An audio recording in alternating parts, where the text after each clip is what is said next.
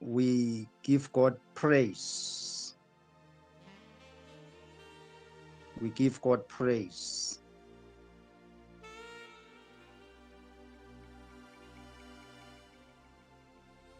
We worship God.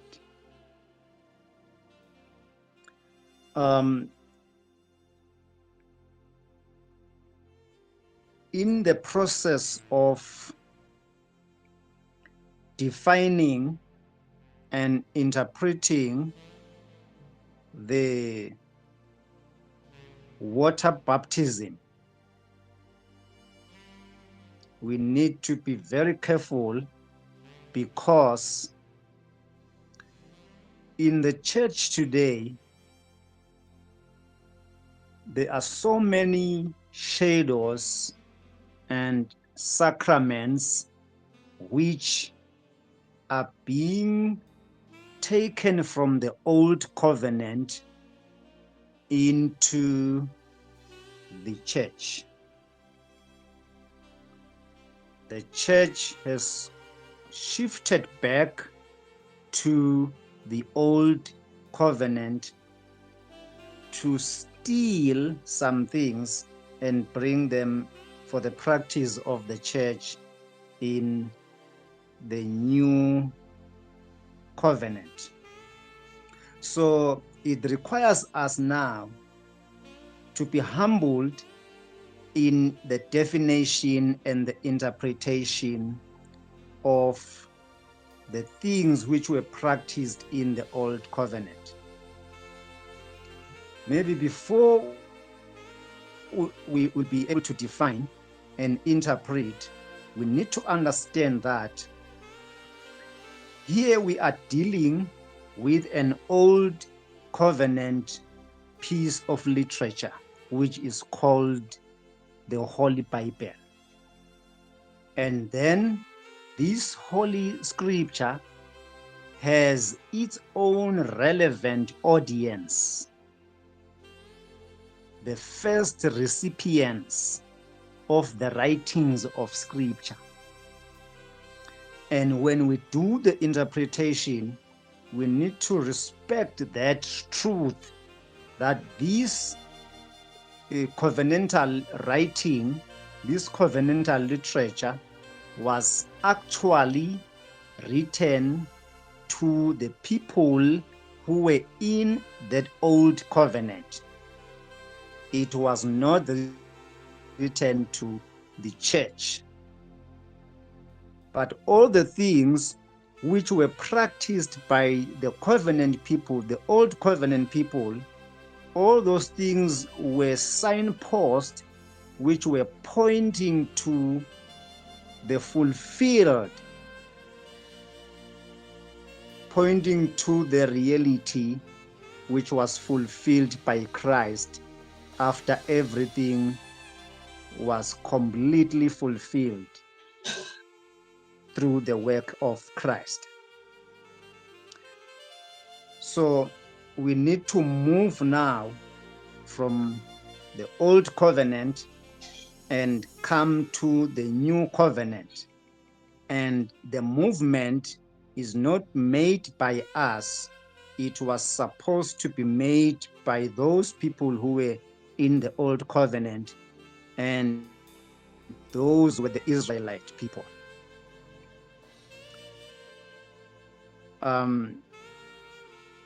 Let us get into the matter of water baptism. From water shadows to the substance in Christ, we need to define that clearly. The water shadows that were carrying them to the Christ and the substance or the reality. This we can clearly discover from when we go through the book of Hebrews, chapter 9 and chapter 10. That is when now we will get to know and understand the progressive revelation of baptism. the progressive revelation, because the church today need to know that all scripture was a progressive revelation. What do we mean by progressive revelation? We mean that what was said was supposed to have a date of fulfillment in the future of the time being spoken. So that is why the whole writings of scripture was a progressive revelation, and that truth will apply also to the baptism. Water baptism was a shadow, and it was a type pointing to Christ. And so, once Christ fulfilled the shadows through his death, through his resurrection, and through his entire heavenly ministry, the sign was set aside, and so we hold to the substance today. We are not holding to signs, we are not holding to shadows, types, sacraments, and rituals. We are not holding to the outside performance, but we are holding into the substance, which is our union with Christ by the Spirit. Our union with Christ, it is by the Spirit. Our oneness, our fellowship, our communion with Christ is only by the Spirit. It is not by performance. It is not by outside performances, as the old covenant people would do, because we are already in the fulfilled old covenant, which is the new covenant we are in today.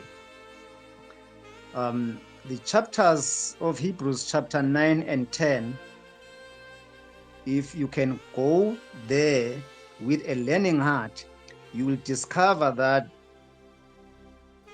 they lay this out explicitly. All the ceremonial washings are laid out explicitly on those two chapters. Hebrews 9, the old covenant washings were only shadows. That is the theme of the chapter. It will tell you that all the old covenant washings, all the old covenant kinds of washings, purifications, cleansings, they were only shadows. I want us to look into chapter 9 and read just 2 verses 9 and 10, where it reads, "According to this arrangement, gifts and sacrifices are offered that cannot perfect the conscience of the worshipper, but deal only with food and drink and various washings, regulations for the body imposed until the time of Reformation." So the outward washings were only imposed into the body of the worshipper until the time of Reformation. So we need to do a deep exegesis on these things, especially on this Hebrews 9, verses 9 and 10. Kindly allow me to do a brief exegesis there. Number one, we are going to look on the various washings. Various washings. In the Greek, language, we have what they call the diaphoros baptismos. That is the same way word baptismos, which is used in John's baptism. John's baptism, they use baptismos, and the Jewish ritual washings, they were also using that same wording, baptismos, when they were washing themselves in the Old Covenant. They would say these are the baptisms, water baptisms, ceremonial water baptisms. They were all calling it baptismos. So the Old Covenant, and in the time of John, that water baptism, it was part of the Jewish ritual washings, which is performed in the outside body of the worshipper. Number two, we need to look on the regulations for the body. Those things were regulations for the body, the outside body, which affected the flesh. It did not affect the conscience. It was only an external ceremony.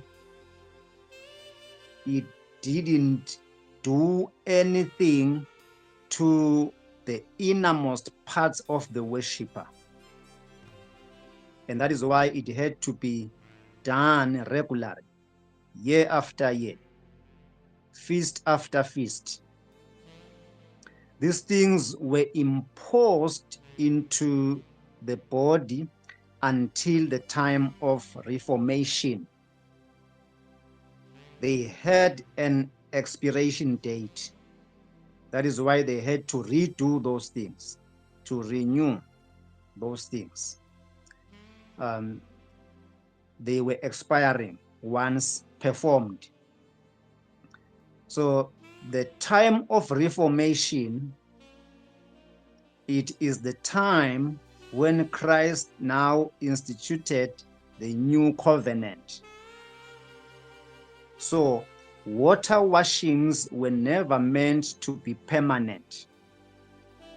They were only temporary regulations which were tied to the old covenant order, meant to function only until Christ came. And now we know that Christ has already come. And if Christ has already come, those outward ceremonies, they no more value function. 9:30 the west, where 3 for each blood of gold and sanctify purification of, how much more will the blood of Christ purify from death?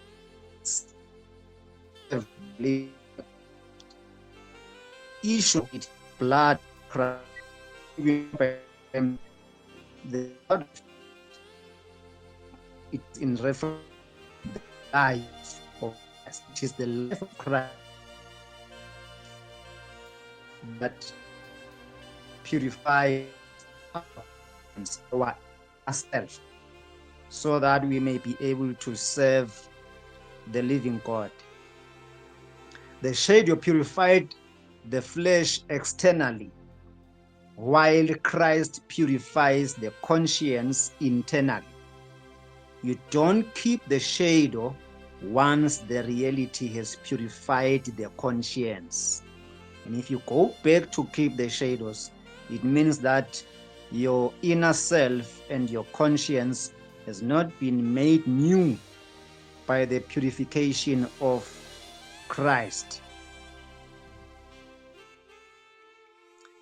Hebrews 10 says the substance has come and the shadows have ended.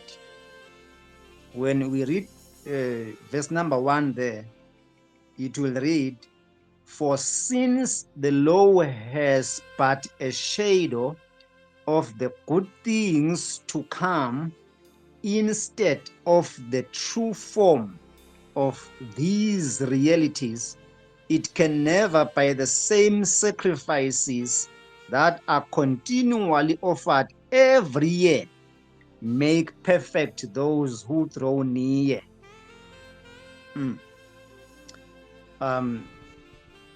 The key terms there in that verse will be shadow, which refers to a sketch or an outline which pointed to something but has no substance in itself. The thing it was pointing to was the true form. It was the very image, the reality itself. And those things now are called good things which were to come. Those good things which were to come, this now is the new covenant realities in Christ. Now, application to the water baptism. Water baptism was a shadow of cleansing. Water baptism was a shadow of burial. Water baptism was a shadow of identification, while Christ is that reality. He is not the shadow. So we can't be going to water baptism, which was a shadow, which was a shadow of cleansing, a shadow of burial, and a shadow of identification with Christ. When we are cleansed, we are not cleansed by shadows. When we are buried with Christ, we are not buried by shadows or rituals. When we are identified with Christ, we are not identified in shadows, but we are identified with Christ in reality, in the actual sense, which now it is the spiritual sense, not shadows. I want us to look at Hebrews 10, verses 10, 14, and 22, where now verse 10 will read, "We have been sanctified through the offering of the body of Jesus Christ once for all." You see, what is done by the body of Jesus Christ, it is done once. Why once? Because it is perfect. It is not like the outward ceremonies which were supposed to be performed on a yearly basis. Every festival, they had to perform these things. But now the body of Christ was offered once, and we got sanctified through that offering of the body of Jesus Christ once and for all times. That is eternally. Verse 14, "For by a single offering, he has perfected for all time those who are being sanctified." So perfection happens in the once for all offering of Christ. We are not perfected by rituals. We are not perfected by sacraments. We are not perfected by practicing shadows and types, but we are perfected for all time by this single offering of Christ. And through that single offering, we are not just perfected by, we are being sanctified. We are being cleansed. The word sanctified there means to be cleansed. It means to be washed according to the old covenant language. They were washing using water, but we are washing, we are cleaning ourselves by that offering of Christ, which is a perfect offering. Verse 22 will say, So let us draw near with a true heart in full assurance of faith, with our hearts sprinkled clean from an evil conscience and our bodies washed with pure water. So this pure water, it is the blood of Jesus Christ. It is the very life of Jesus Christ. We are not cleansed, we are not sprinkled to be clean from an evil conscience by outward ceremonial practices, but this work is done perfectly by the sacrifice of Christ, the blood of Christ. You will notice verse 22 says the bodies washed with pure water. The bodies are washed with pure water. This pure water is not a command to continue in water baptism.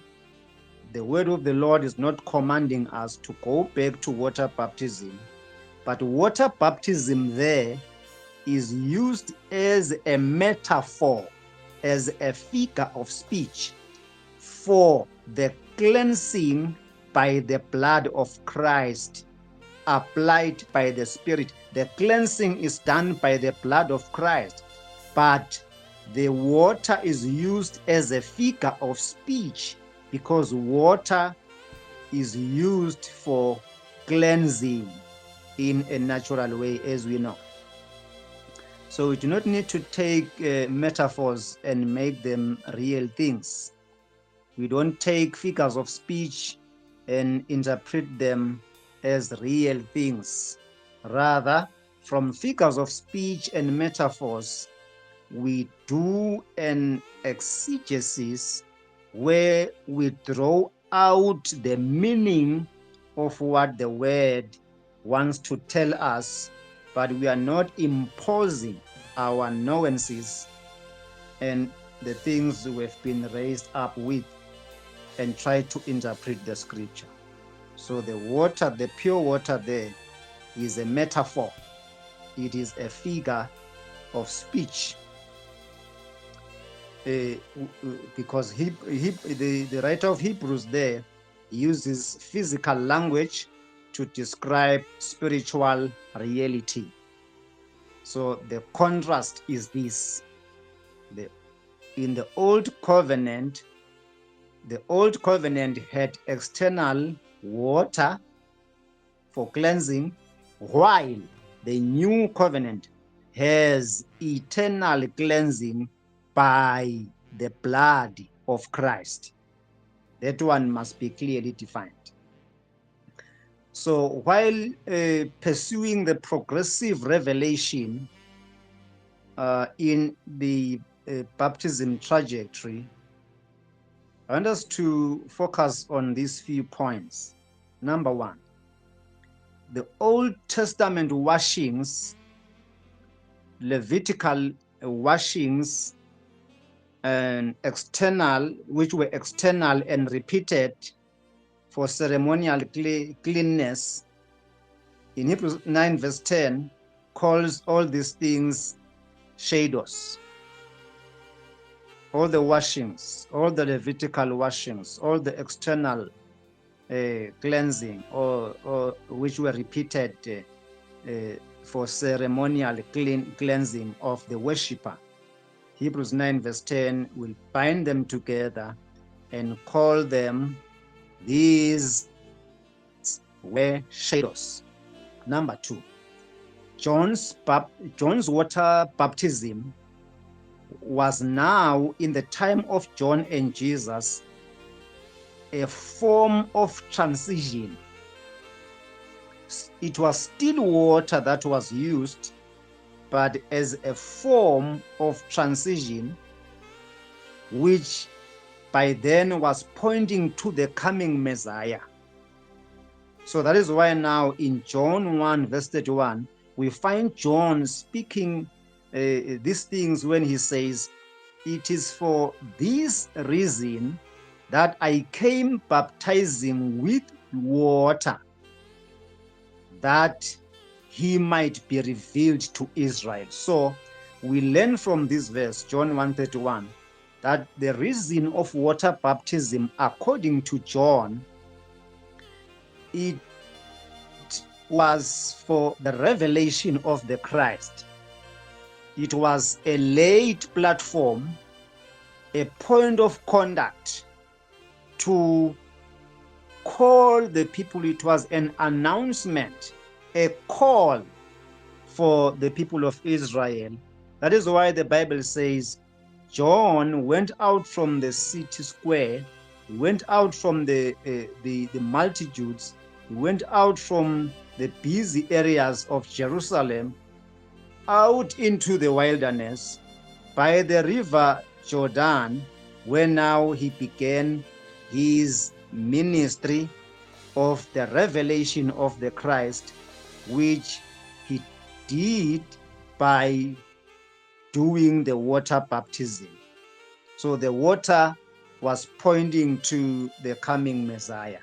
It was a form of transition which was supposed to be performed and be done by the people in the law, because those are the people who were supposed to do the transition into the covenant of grace, which was being prepared in the time. So John says, for this reason I came baptizing with water, so that I'll be able to reveal the Christ to Israel. To Israel. Mark that, audience relevance. And the purpose of water baptism, according to John, was the revelation. John was not laying a doctrinal practice for the church, but the purpose of John doing water baptism in that time, it was for the revelation of the Messiah. So once the Messiah has been revealed, the purpose is fulfilled. We can really do that. Once the Messiah has been revealed and proclaimed and declared, the purpose is fulfilled. Amen. Number 3, I want us to note there, Christ's prophecy. The water baptism was a proclamation of Christ's prophecy of the change. Matthew 3 verse 11 reads, He will baptize you with the Holy Spirit and fire. Now John contrasts his water with Christ's Spirit. He is using water, but after Christ has come, Christ is not going to use water, but Christ is going to use his Spirit. So the contrast is between sign and substance. The water was a sign, the Spirit was a substance. The water was temporary, the Spirit is permanent. The new covenant reality, when we read 1 Corinthians chapter 12 verse 13, it will read, For in one Spirit we were all baptized into one body. When you proceed to Revelation 6 verse 3 and 4, he speaks now of the union with Christ's death and the resurrection by faith, not by water. We are unified with Christ, with Christ's death and resurrection by faith. We are not identified by water, but we are identified by faith, not water. So in in the new covenant reality, in one spirit, we were all baptized into one body. This is a once-off baptism. In one spirit, which is the Spirit of Christ. That is 1 Corinthians 12:13. We were all, you will do well to underline that word all. We were all baptized into one body. Like the Israelites, when they came out of Egypt, passing through the Red Sea, the Bible says they were all baptized into Moses. That is, they were baptized into the leadership of Moses in that time. So in the new covenant, the people, the church members, the believers are all baptized into one body by the Spirit. And that is now what Romans 6 verse 3 and 4 will keep echoing, union with Christ's death and resurrection by faith, not by water. Colossians 2 verse 11 and 12 speaks about now the spiritual circumcision and the burial with Christ, not made with hand. Notice this. What now we are getting from Colossians 2, 11 and 12. We are circumcised spiritually. The circumcision is not performed by hands, like we will want to perform the baptism by hands and by mere water. But the spiritual circumcision is performed to us by the Spirit. We are spiritually circumcised.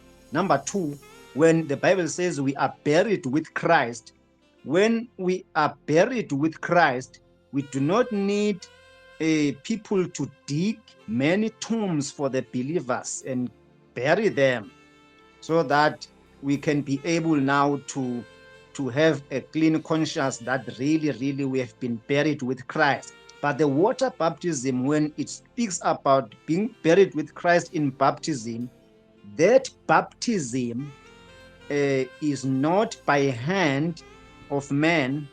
The circumcision is not by hand of man. The burial is not a literal burial, but it is a real burial, which is done in the Spirit. We are buried and we are resurrected. Even the resurrection, that will be another great topic. The resurrection from the dead, we are not going to resurrect a physical resurrection, but this is a spiritual resurrection when we get resurrected into the order and the state of Christ in the eternal life. Hebrews will conclude when we read Hebrews 6 verse 1 and 2. Now in those two verses, they list all the baptisms among the elementary doctrines. In Hebrews chapter 6, 1 and 2, all kinds of baptisms are listed together with the elementary doctrines, elementary teachings, where now the writer there says they had to leave behind all the elementary teachings, including baptisms. They had to leave all those things behind. Yes, John introduced them into water baptism. While it was not John who introduced them, the Levitical system introduced them to water cleansings. But now the writer of the Hebrews says now was the time for them to leave behind and go on to maturity. So the word there is plural, baptismon, which is covering all ceremonial washings, including the baptism of John. we leave these things from behind and we stretch ourselves into maturity in the Christ. You will need to ask yourself, why continue with a shadow, with a ritual, with an outside ceremonial practice after the substance had arrived? Because substance and reality is in Christ. And so why would the church drift back into rituals and outside washings? That will not make sense to the church and to the teachers of the word. The writer of Hebrews will give you 3 reasons you don't drift back. Number 1, drifting back denies the sufficiency of Christ's work. Going back to ceremonies and outward washings using literal pure water, that act is actually a denial of the sufficient work of Christ. That is according to Hebrews 10 verse 18, where he will say, where there is forgiveness of these, there is no longer any offering for sin. If cleansing is finished in Christ, adding a ritual implies it is not finished, and that is unbelief.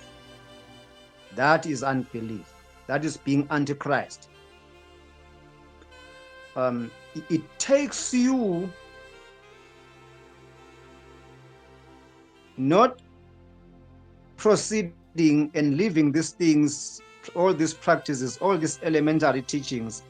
If we keep mark timing on those things, it takes you back to weak and useless elements, shadow things. The book of Galatians 4:9 and Hebrews 9:9 talks about the shadows that they could not perfect the conscience. So why then return to them? Why do we return to outward ceremonies which cannot perfect our conscience? That is a high form of unbelief, and it is not allowed in the in Christ realities approach. Number 3, it confuses sign and reality. The book of Colossians 2 chapter 17 says the substance belongs to Christ. The substance is better, so we need to hold to the substance, not to the shadows, because the substance belongs to Christ. It is Christ who baptizes us. It is Christ who buries us. It is Christ who resurrects us, not things which are performed by the hand of man on the outside of the worshipper. And Ephesians chapter 4 verse 5 will iron these truths clearly when he says there is one Lord, one faith, and one baptism. That is Ephesians 4:5.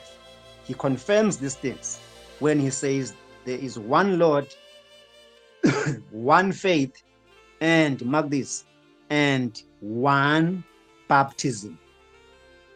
The one baptism of the new covenant is spirit baptism into Christ. So there isn't a second baptism of water that must run parallel to the baptism of the Spirit.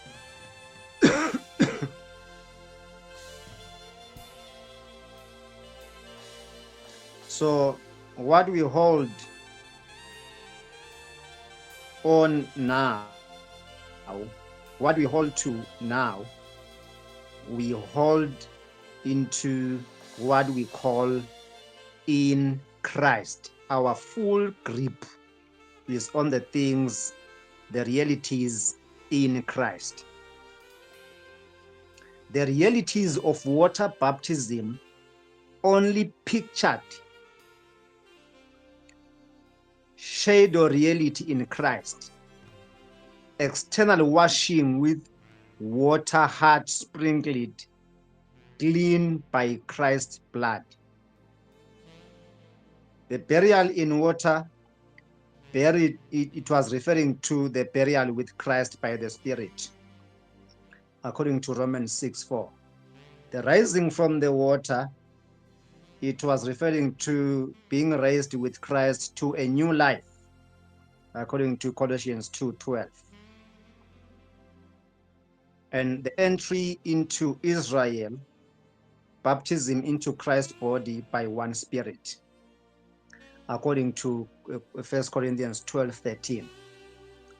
Cleansing of the flesh, it referred to the cleansing of the conscience, according to Hebrews 9:14. So the practical result, you don't reenact the shadow, you rest in the substance. Your public confession now is not, I was baptized, I went underwater. But your public confession now in Christ is that I am in Christ. That is your public opinion, your public confession. It is not about things which are performed in the outside. I am in Christ. Christ is my righteousness, and Christ is my cleansing. Christ is my life. So in conclusion, when we go back to John chapter 1, verse 31, that was the water baptism there was never meant to establish a permanent ordinance, as already said. Rather, it records the temporary sign that revealed the Messiah. We have done Hebrews 9, chapter 9 to chapter 10, which shows that all such ceremonial washings were only shadows imposed until the time of the Reformation. That time came when Christ offered himself once for all. Now, what do? After Christ has come, we drop the shadow and we cling to Christ, the reality. The new covenant knows one baptism, not two, not three. The new covenant knows one baptism. According to Ephesians 4, verse 5, as we have read, it only knows one baptism, which is the Spirit baptism, the Spirit baptizing us into Christ. So in him, we have real cleansing, we have real death, we have real resurrection, we have real union, we have real baptism in Christ by the Spirit. So I hope this is going to help us. Let us end with this Hebrews chapter 10, verse number 23, where now he calls them, he says, let us hold fast the confession of our hope without wavering, for he who promised is faithful. They were to hold fast to that confession without wavering, for he who promised was faithful. That hope which they were waiting for was the coming of Christ. It was not the ritual. It wasn't the ritual. So I want to believe